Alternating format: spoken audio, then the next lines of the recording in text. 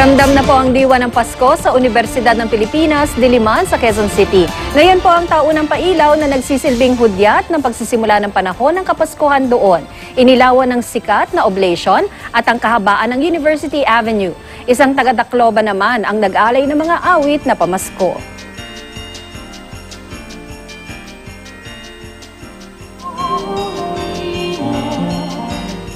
Sa isa sa mga kanta, hinikayat niya ang kanyang mga kababayang sinalanta ng Bagyong Yolanda na bumangon.